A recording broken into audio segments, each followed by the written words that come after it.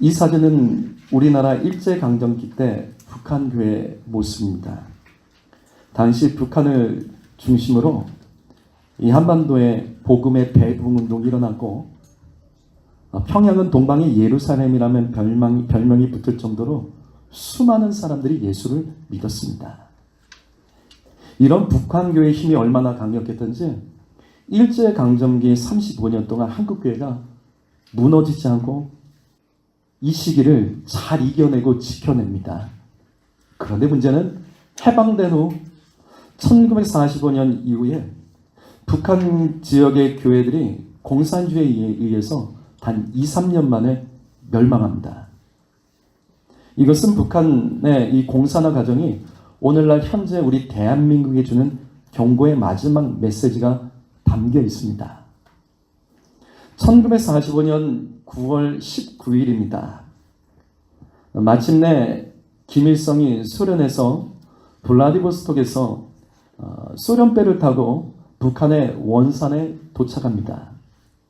이때 이 김일성은 박헌영을 제치고 스탈린의 면접을 통과해서 북한의 지도자로 임명된 상태였습니다.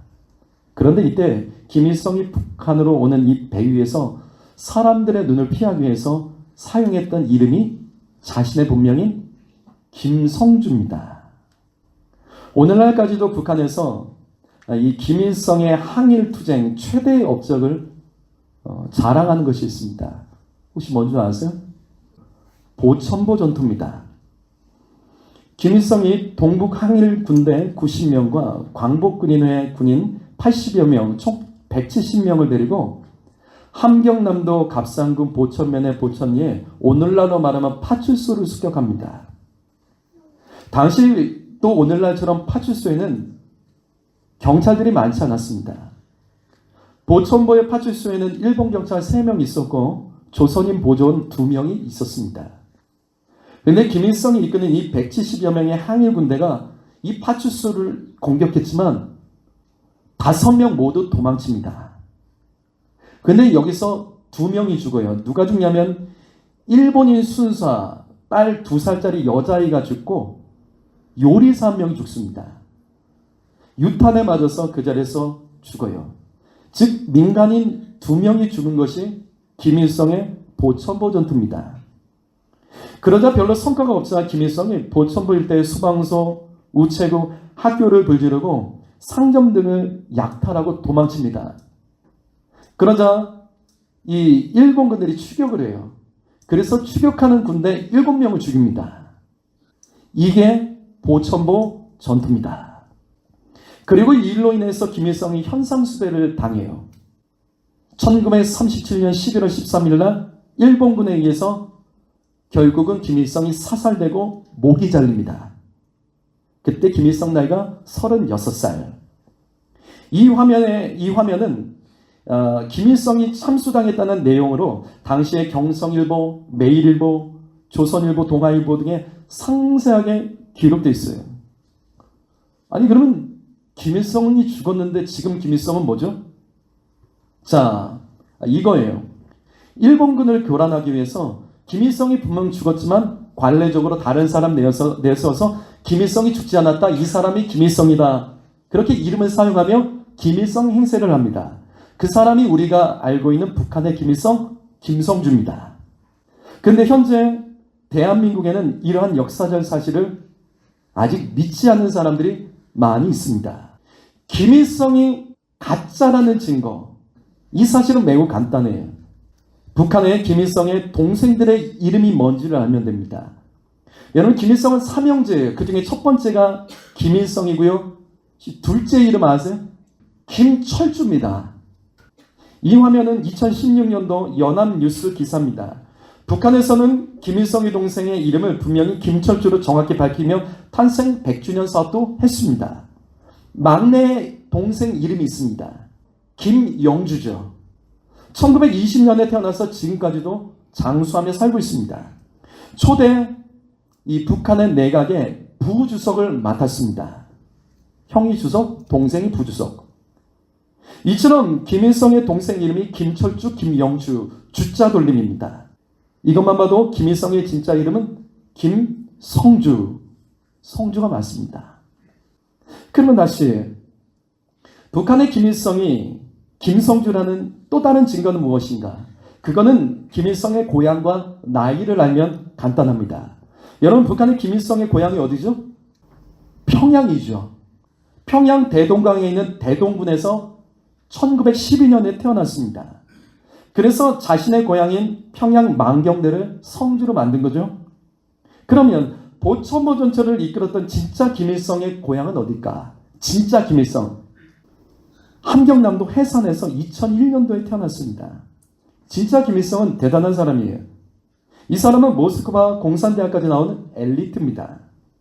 가짜 김일성보다, 즉 김성주보다 11살이 많아요. 그래서 북한의 김일성이 가짜라는 이유가 여기 있습니다.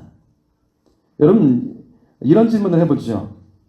왜 진짜 김일성이 보천보에서 싸웠을까요? 당시 보천보는 진짜 김일성의 고향인 함경남도 해산 지역입니다.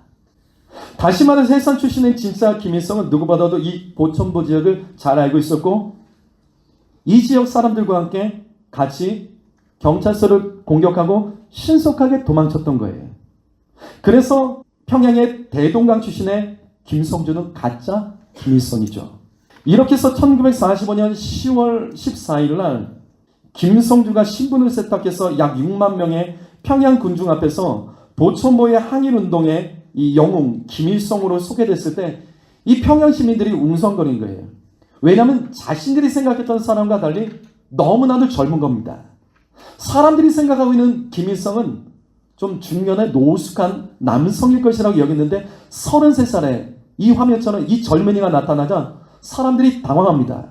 특별히 김일성을 정확히 진짜 김일성을 알고 있었던 해산 출신의 사람들과 보천본 전투에서 진짜 김일성과 함께 싸웠던 사람들이 단번에 이 김일성은 가짜다 이걸 알아봐요. 그 대표적인 두 사람이 박금철과 박달입니다. 이 두 사람이 누구냐면 진짜 김일성과 보천보에서 함께 싸우다가 일본 경찰에게 붙잡혀요. 그 사진입니다. 이들이 붙잡히고 1945년 8월 16일 날 서대문 형무소에서 석방됩니다. 1945년 8월 16일 날 서대문 형무소에서 석방됐다. 이게 무슨 의미인지 지지난 시간에 말씀드렸었죠? 남한에서 여운형이 1945년 8월 15일 해방되는 그날 건국준비위원회를 만듭니다. 그리고 바로 그 다음날 8월 16일 날 건국준비위원회가 가장 첫 번째로 했던 일이 뭐라고 그랬죠? 전국의 형무소를 돌면서 남한의 형무소를 돌면서 1만 명의 공산주의자들을 다 석방시키죠. 그래서 해방 직후에 남한이 공산주의자로 인해서 계속된 시위와 폭동이 일어났던 것입니다. 바로 그날에 공산주의였던 박금철과 박달도 석방이 됩니다. 그리고 얼마 후에 이들은 북한으로 넘어가서 김일성을 만납니다. 네, 깜짝 놀란 거예요. 김일성이 가짜였어요. 하지만 이들은 말할 수 없었죠. 그래서 어떻게 하냐면 김성주가 진짜 보천보 영웅 김일성이다라고 사람들에게 소개하고 다닙니다. 이 일로 인해서 박금철은 북한의 노동당 중앙위원회 부수상까지 올라가게 됩니다. 이렇게 김일성은 이 해방된 북한의 전 지역의 행정단위를 인민위원회로 만들고 1946년 11월 3일 주일 오전 11시에 전국 시도군 인민위원회 대의원 투표를 하게 됩니다. 이것은 북한 전 지역에 김일성이 지명한 이 단독 후보들에 대한 찬반 투표였어요. 투표율이 99.97%, 찬성률이 98.49%였습니다. 김일성이 교회를 무너뜨리기 위해서 주일날 11시에 공산주의자들을 뽑는 투표를 했는데 북한 교회가 저항하지 않고 오히려 선거에 적극적으로 참여해서 김일성이 지명한 사람들을 다 뽑았습니다. 이렇게 북한 교회가 분별하지 못하고 공산주의와 타협하면서 북한 교회는 이제부터 본격적으로 멸망되기 시작해요. 지난 시간 말씀처럼 그 일에 앞장섰던 사람이 강야국 목사입니다. 이 사람은 신앙을 버리고 당서열 3위까지 오른 서기장이었습니다. 이 사람이 했던 일, 북한의 공산주의를 위해서 토지개혁과 교회의 사유재산들을 다 몰수했죠.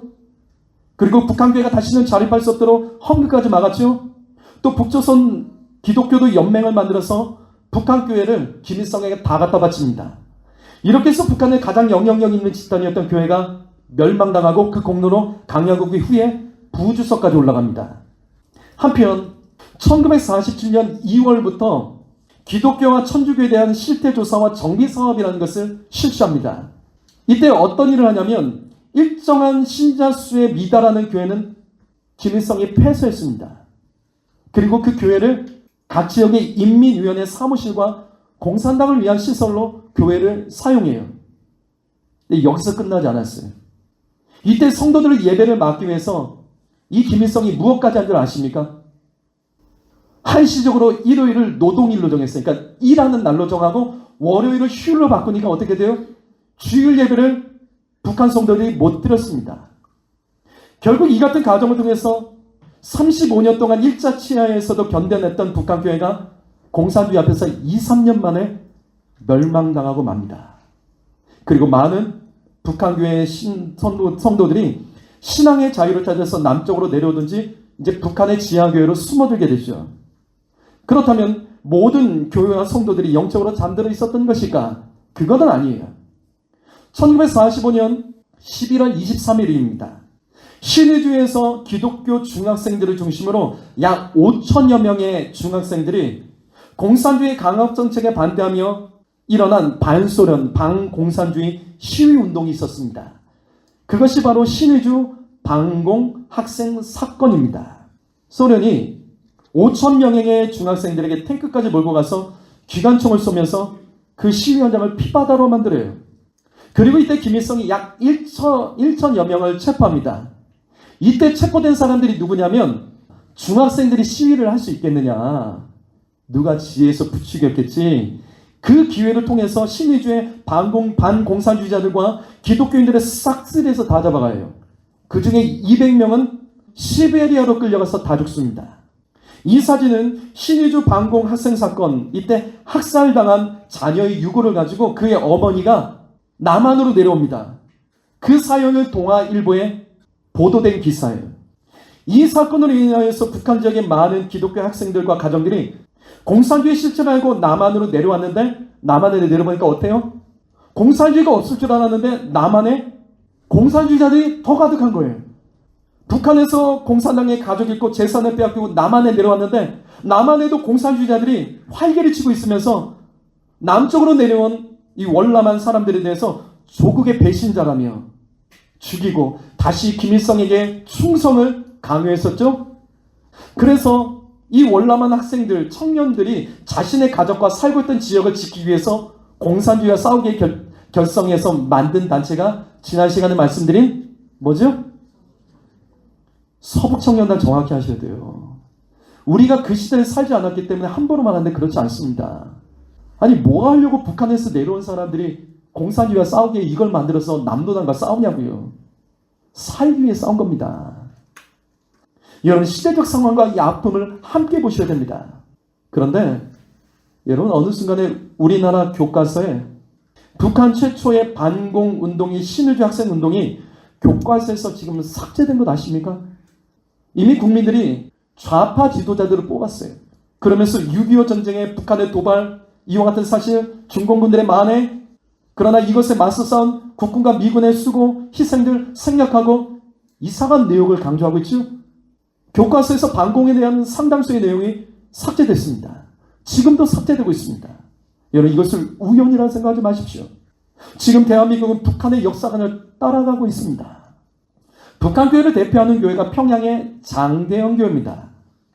여기 김하신 목사님이 공산주의를 반대하며 남한의 이승만의 도움으로 뜻을 같이 하는 목사들과 함께 평양에서 기독자유당을 비밀리에 세울 준비를 했었습니다. 그러나 1947년 11월 18일 날 내부의 공산주의자의 배신에 의해서 창당 바로 전날, 하루 전날 발각돼서 이때 40여 명의 목사들이 체포돼서 죽고 김하신 목사님도 탄광에서 강제 노동을 하다가 순교를 합니다. 이 사진은 평양 대북운동의 중심이었던 장대영 교회의 옛날 모습이에요. 이 김하신 목사님이 끌려가서 순교하신 후에 김일성이 이 장대영 교회를요 무너뜨립니다. 여러분 다시 반복합니다. 교회는 무너질 수 있습니다.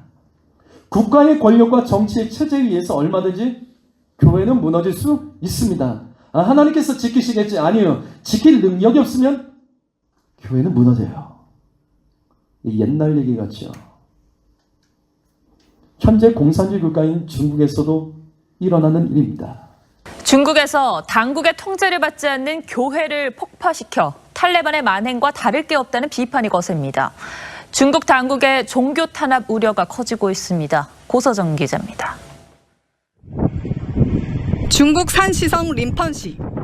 하늘로 우뚝 솟은 교회 첨탑이 자욱한 연기에 휩싸인 채 쓰러지고 있습니다. 폭파된 교회 건물 앞에는 대형 중장비가 동원돼 건물 잔해를 정리하고 있습니다. 경찰은 신도들의 접근과 사진 촬영을 막았고 신도들은 눈물을 흘리며 철거 장면을 바라본 것으로 전해졌습니다. 이 교회는 중국 공산당의 통제를 따르지 않는 이른바 가정교회. 시 당국은 개발 명목으로 교회 부지 매입을 제안했다 거절당하자 교회 목사를 불법 농지 점용죄로 6년간 수감시키기도 했습니다. 인권단체들은 교회를 폭파 철거한 건 탈레반의 섣불 폭파를 연상시키는 처사라고 비판했습니다. 더구나 중국은 내달부터 종교인과 종교단체에 대한 통제를 강화하는 새로운 조례를 시행할 예정이어서 종교 탄압에 나서는 것 아니냐는 우려가 증폭되고 있습니다. 다시요. 교회는 무너질 수 있습니다. 1945년 6월 25일 날 새벽에 있었던 일이에요. 예전에 장대현교회가 있었던 터에서 김일성이 그때까지도 남아있던 장대현교회 성도들을 잡아다가 집단 총살을 새벽에 합니다. 그리고 김일성이 무전기로 북한 군대에게 명령을 합니다. 폭풍이 뭐죠? 6.25 전쟁 개시하라는 북한군의 암호명입니다. 이 폭풍과 함께 6.25 전쟁이 시작됐습니다. 여러분, 6.25 전쟁은 북한교회 성도들의 순교와 함께 대한민국 교회까지 멸망시키기 위한 영적 전쟁이었음을 잊지 마십시오. 그래서 6.25 전쟁 때 북한군은 남한을 점령하는 곳마다 교회를 불태웠고 성도들을 죽였습니다. 여러분, 공산주의와 6.25 전쟁을 바르게 해석하셔야 돼요. 이것은 한국교회가 앞으로 사명 감당하게 될 세계 선교를 가로막기 위해 사단이 미혹한 전략입니다. 오늘날 우리나라가 세계 선교 2위 국가죠. 이거를 막기 위해서 이 땅을 사단이 공산주의와 6.25 전쟁을 통해서 교회를 무너뜨리려고 했던 거예요. 자, 이후에 김일성은 평양대붕 운동의 상징인 장대현 교회가 있던 자리에 무엇을 만들었죠? 평양학생 궁전하고 혁명학교를 만듭니다. 무슨 말이냐면 어려서부터 공산주의 혁명 정산을 만드는 이 혁명학교, 그 다음에 공산주의 지도자를 세우는 이 평양학생 궁전을 이 장대현 교회의 자리에 만들어요. 지금 이 모습을 영적으로 보셔야 됩니다.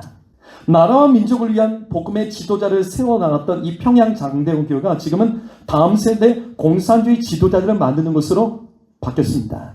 우연이라 생각하십니까? 영적으로 보셔야 되는 거예요. 46년 11월 28일 날 만들었던 이 북조선 기독교 연맹에 가입했던 이 목사들은 어떻게 됐을까?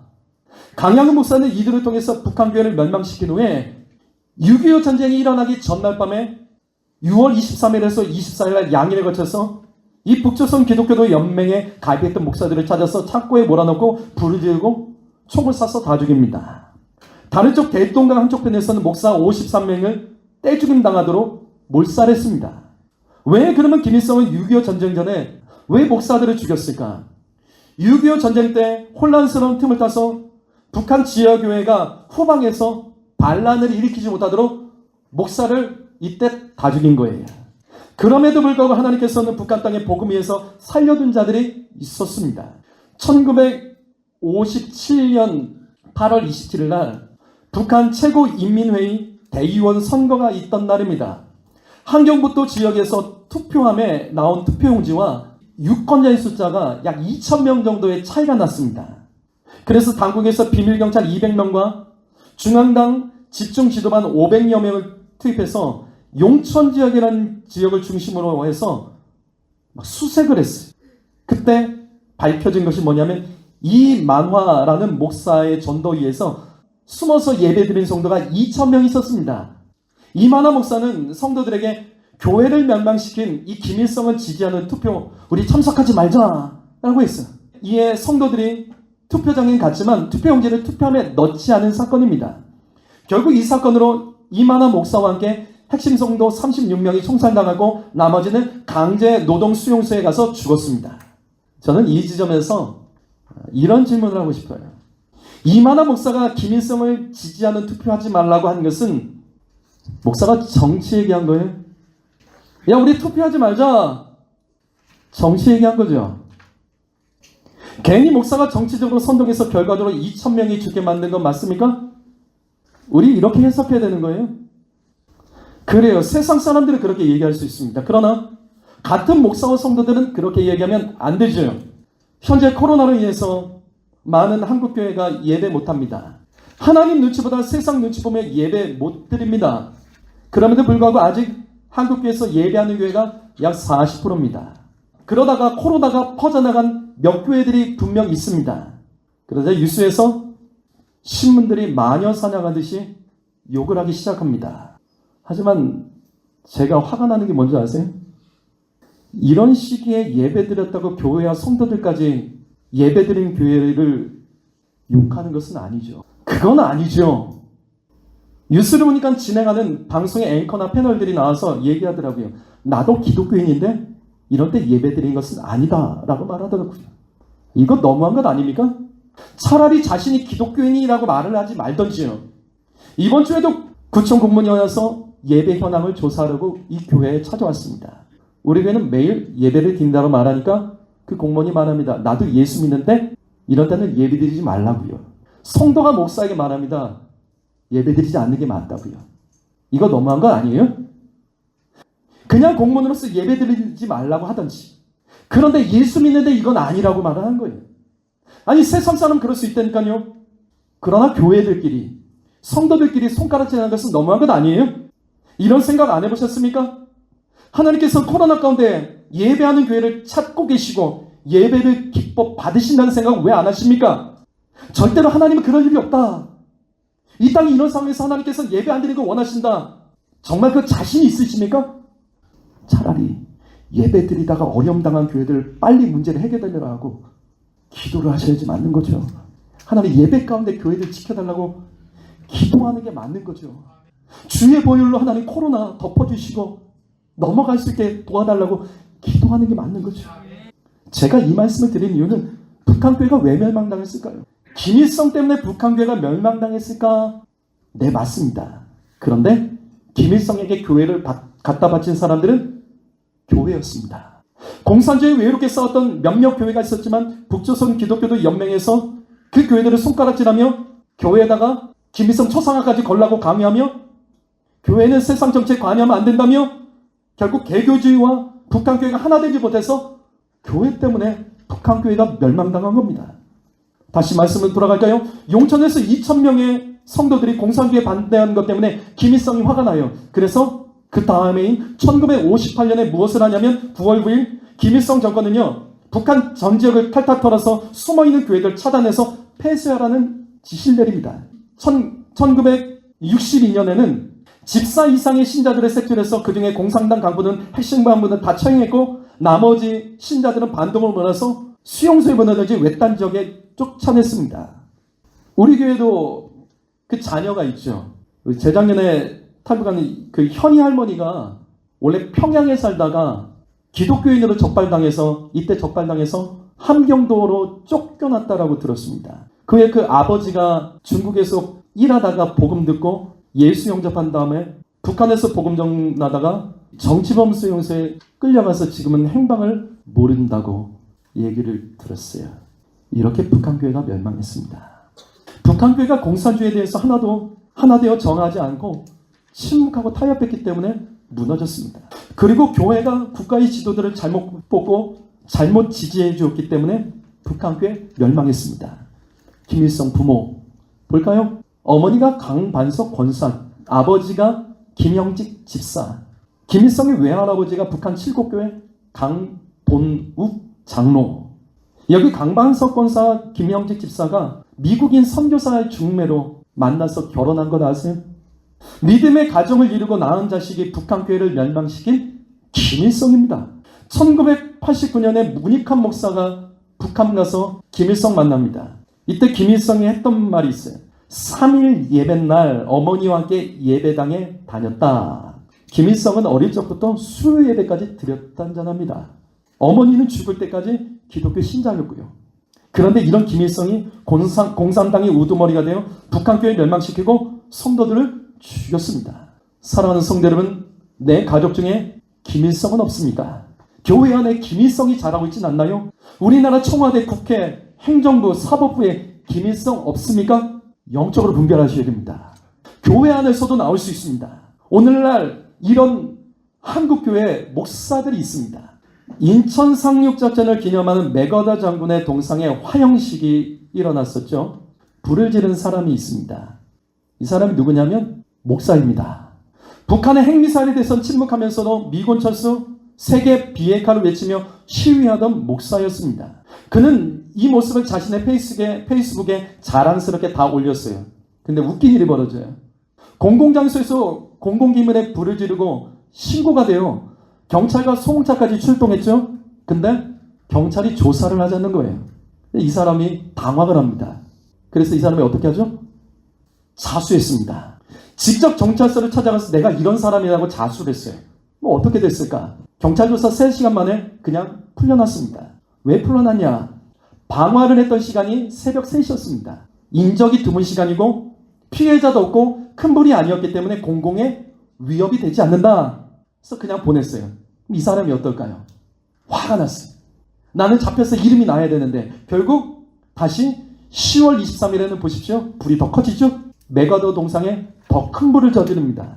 이 사지처럼 더 큰 불을 질렀고 그의 소원대로 경찰에 체포되어 뉴스까지 나왔습니다. 자, 그러면 이 사람은 왜 굳이 맥어더 동상에 불을 질렀을까? 우리나라가 김일성에 의해서 통일되지 않았다는 이유예요. 제가 이런 말하면 설마라고 말하는 사람들이 계실 거예요. 좀 더 볼까요? 올해 1월 28일 날 한국 기독교 회관에서 이적 콘서트를 열었습니다. 왜 이적 콘서트인 줄 아세요? 이 목사님 이름이 이적입니다. 그리고 출판 기념회를 같이 했죠. 이때 나온 책이 나는 왜 맥어더 동상을 화형하였나? 라는 책이에요. 분명히 이 사람이 말하죠. 맥어더 동상을 방어한 것이 아니라 나는 화형했다.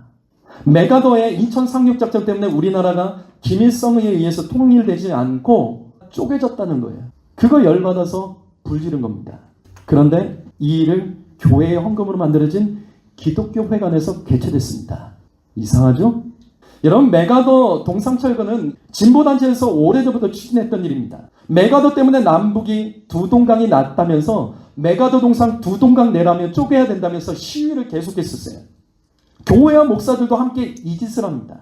여러분, 이 시대에 북한교회를 멸망시킨 강력같이 공산주의에 대해서 옹호하는 교회와 목사들 분별하십시오. 그리고 이 화면 보세요. 여기 민족 연방 통추가 뭐죠? 연방제 통일 추진위원회입니다. 여러분, 이 연방제라는 단어를 조심하십시오. 소련이 소비에트 연방입니다. 이것은 미국의 연방과 전혀 다른 뜻입니다. 김일성 때부터 북한에서 주장하는 통일 방식이 고려 연방제 통일이죠. 그런데 우리나라 대통령이 김정은과 똑같은 소리를 내고 있죠. 평화협정, 연방제 통일 주장합니다. 이 시간에는 여러분 제가 평화협정에 대해서만 얘기를 할게요. 현재 우리나라는 북한과 휴전 상태이기 때문에 정전협정을 맺은 겁니다. 그런데 왜 요즘에 북한과 또 우리나라에서 공산주의를 옹호하는 자들이, 진보 좌파들이 왜 정전협정을 평화협정으로 바꾸려고 하는 것일까? 이걸 지금 계속 주장하고 있죠? 계속 이거 말한다고요. 이것에 대해서 보수주의자들은 평화협정은 절대 안 된다고 반대합니다. 왜일까요? 자, 여러분, 정전협정이 평화협정이 맺으면 어떻게 되는 줄 아세요? 미군이 철수합니다. 왜냐하면 현재 우리나라는 전쟁이 끝나지 않은 휴전 상태이기 때문에 미군이 와 있죠. 미군은 미군이 아니라 UN 평화유지군으로 와 있는 겁니다. 그래서 대한민국에 주둔하고 있는 거예요. 다시 전쟁이 일어나는 수마고 북한이 함부로 휴전협정을 깨지 못하도록 미군이 UN 평화군으로 우리나라를 지금 막아주고 있는 거예요. 그래서 합법적으로 우리나라에 있는 겁니다. 그러나 정전협정이 평화협정은 뭐예요? 전쟁 끝난 거예요? 평화롭다는 거예요? 이게 끝나면 더 이상 미군이 우리나라에 합법적으로 있을 수 없습니다.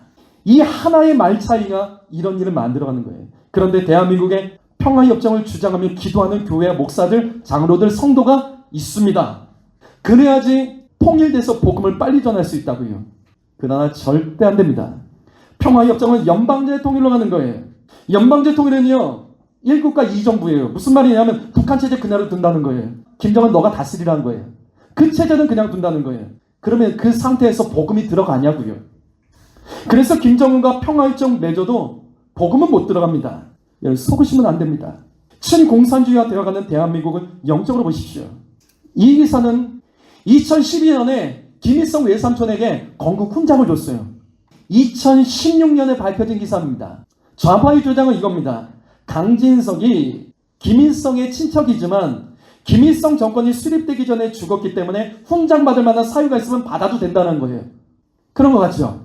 아니 이 사람이 뭐 북한 정권을 세운 건 아니잖아요. 그렇기 때문에 그 전에 받을 만한 사유가 있으면 상관없이 받아도 된다. 여러분 똑같이 생각하세요? 그런 똑같은 논리 가지고 있는 사람들이 있죠. 그러면 이건 어떻게 생각하세요? 우리나라 보훈처에서 김일성의 아버지 김영직과 어머니 강반석에도 훈장을 주겠다고 검토했다는 사실 아십니까? 이건 어떻게 생각하세요? 똑같은 논리로 갈까요? 김일성 부모라도 김일성 정권이 수립되기 전에 죽었기 때문에 훈장 받을 사유가 있으면 줘도 됩니다. 이 논리요. 어떻게 생각하세요? 아니 왜 우리나라에서 친일파 자식들 왜 연좌제로 계속해서 욕먹이고 그들 재산 완수하고 그들 계속해서 욕하는 거예요? 다르다며요. 그 자식들이 친일파한 건 아니잖아요. 아니 왜 논리가 다르냐고요. 이건 어떨까요? 2019년 9월 6일입니다. 작년이죠? 인천시의회에서 인천광역시의 과거사 피해 주민 귀향 지원을 위한 생활안전 지원 조례를 가결해서 처리했습니다. 내용이 뭐냐면 6.25 전쟁 때 인천 상륙작전 때문에 미군의 폭격 때문에 피해 입은 원미도 주민들에게 인천시 예산으로 연 300만 원씩 생활안정지급을 지급한다. 인천 상륙작전 때 월미도가 미군 때문에 피해 입었다고 그 사람들에게 돈 준다는 거예요. 6.25 전쟁 때문에 월미도만 억울해요? 6.25 전쟁의 진짜 책임은 북한인데 왜 여기는 한마디도 말하지 않고 왜 여기에 대해서 한마디도 말하지 않고 미군 때문에 피해 입었으니까 돈 준다고요? 그러면 이 인천시의회는 뭐예요? 여기는 정말 어느 나라냐고요? 이 사진 보실까요? 현재 북한과 중국 국경지에 세워진 중국에서 만든 표지판입니다. 월경자, 탈북자죠? 탈북자 수용 금지. 더 충격적인 것은 탈북 여성과 어린아이들 판매 금지. 세상에 이런 표지판 본 적 있어요? 국가에서 세운 표지판 중에 지금 우리 동포들이 짐승처럼 판매되고 있습니다. 근데 왜 우리나라 지도자들은 말을 하지 않냐고요? 대통령 이권 대통령이잖아요. 국가 이권에는 뭐 하는 거예요? 왜 아무 말 하지 않냐고요? 동성애자들의 인권, 낙태할 여성들의 권리, 동물학대에 대해서 난리를 치면서도 왜 통일을 외치는 정부 지도자들은 김정은의 손만 잡으려고 하고 왜 이와 같이 팔려다니는 내 동포들에 대해서 강제 북송당하는 자들에 대해서 정치범 수용소의 이 현실에 대해서 북한 동포들에 대해서 한마디도 말하지 않냐고요. 목사가 이야기하면 정치 얘기한 겁니까? 요한계시록 2장 11절 말씀 읽어봅니다. 시작!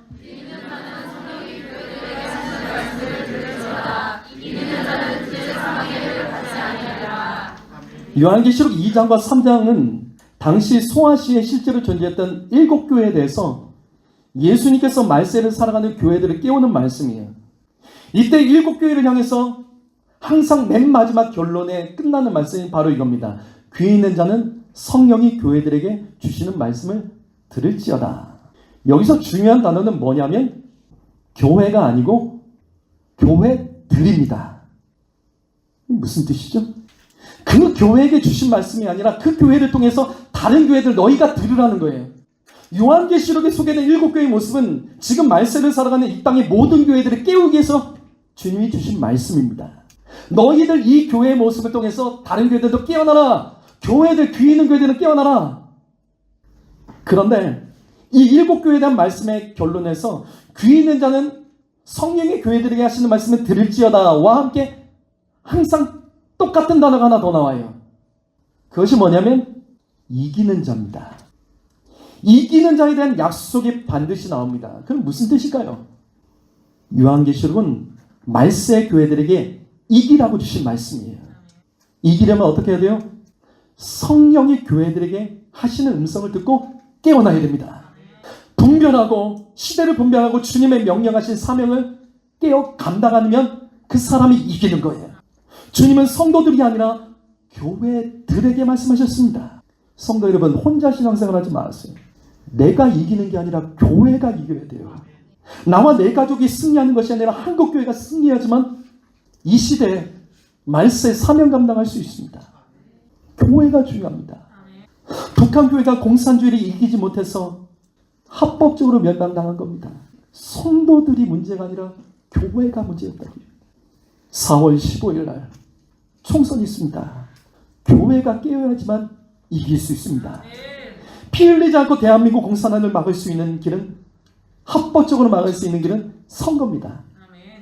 교회는 기도만 하면 되지, 교회에서는 정치 얘기하면 안 되지, 이런 말 하는 사람들에게 제가 묻고 싶어요. 신앙의 양심을 걸고 대답해 보시라고요. 정말 기도하십니까? 아예 교회는 기도만 하면 되지, 기도하냐고요?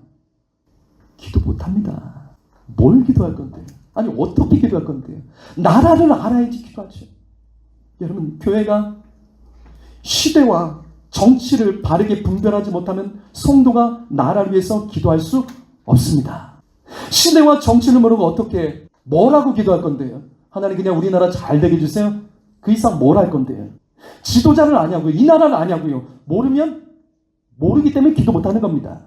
여러분, 제가 질문할까요? 여러분 가정과 자녀와 일터를 위해서는 어떻게 기도하세요? 구체적으로 하죠. 간절하게 기도하죠. 오래 기도할 수 있죠. 왜? 아니까. 뭐를 기도할 줄 아니까 기도하잖아요. 모르니까 기도 못하는 거예요. 아, 교회는 기도만 하면 되지, 나랑 알아서 잘 될 거야, 그래서 정치 얘기하면 안 되지. 아니요. 디모데전서 2장 2절 말씀이 있습니다. 읽습니다. 시작.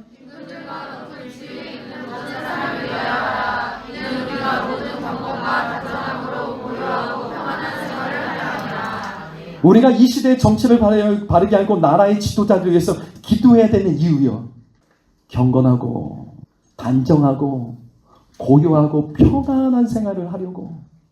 교회는 그 시대와 정치를 견인해 가야 됩니다. 견인하려면 우리가 알아야 되는 거예요. 바르게 알지 못하면 기도 못합니다.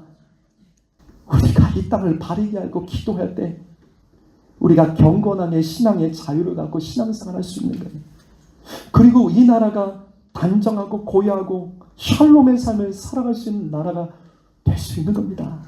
우리의 시선을 넓히셔야 돼요. 깨어나셔야 돼요.